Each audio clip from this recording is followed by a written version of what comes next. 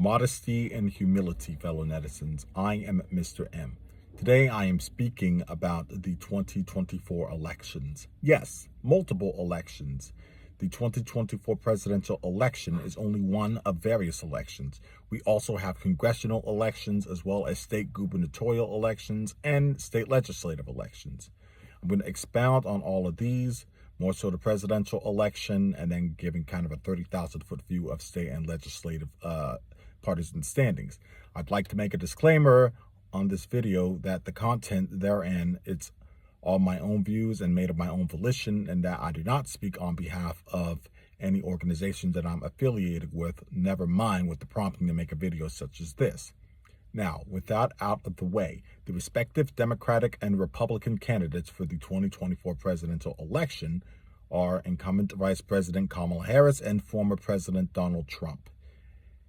Side note, I am ineligible to vote for a number of complicated reasons, but had I been able to, I would have voted for Kamala Harris. That much I ought to acknowledge. You can do with that information as you please.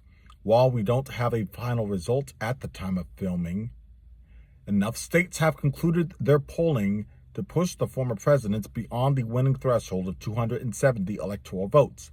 It's also notable that he appears to be winning the popular vote by a margin of about 4 or 5 million. As many as 314 electoral votes could potentially be allotted to the former president. Side note, since the inexorable second term of President-elect Trump is not consecutive with his first term, in addition to being the 45th president of the United States, he will now also be the 47th president of the United States. This is a precedent that was set by Benjamin Harrison, who is the first person to serve 2 non-consecutive terms, being the 22nd and 24th president as well. There are a number of notable attributes concerning the second presidency of Donald Trump that could be a video unto itself. That being said, I'd like to move on down to various down-ballot aspects of the 2024 election.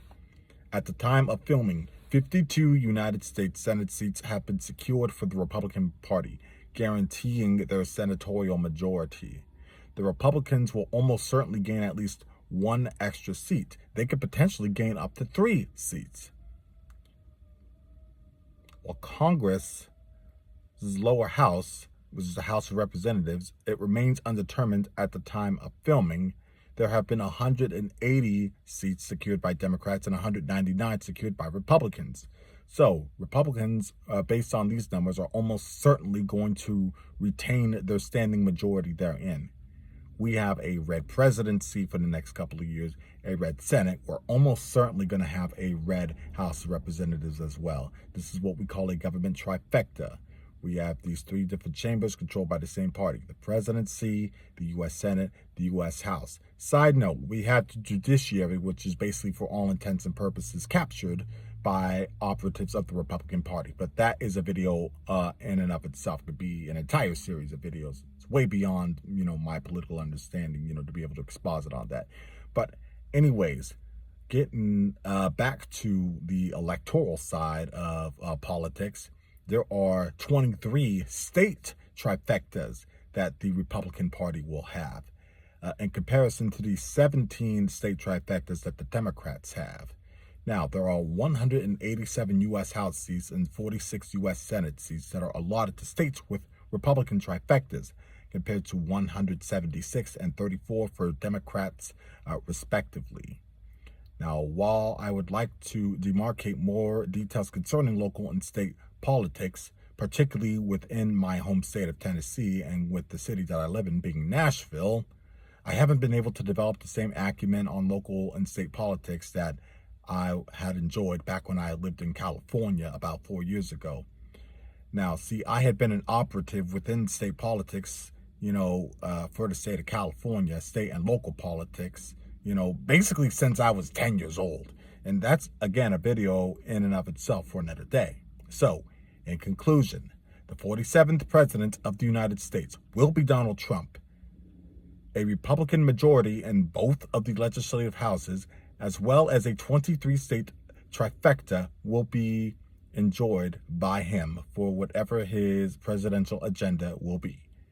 In a manner like the previous general election, The reported results reflect an unadulterated desire of the American people and reflect the general disposition of America at large. He will be our next president. In a manner unlike the previous general election, we can expect these four things to come from the defeated candidate, current Vice President Harris, within 24 hours of finalized results. Number one, an admission of defeat. Vice President Harris will admit within 24 hours of closed polls nationwide that she lost.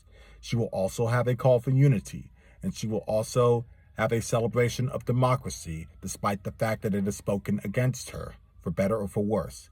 And then she will also have a vow to continue the fight in whatever capacity she has beyond being the incumbent vice president. The 45th president has only ever given the fourth in respect to his unadulterated fair loss in 2020. To my fellow netizens, humility and modesty.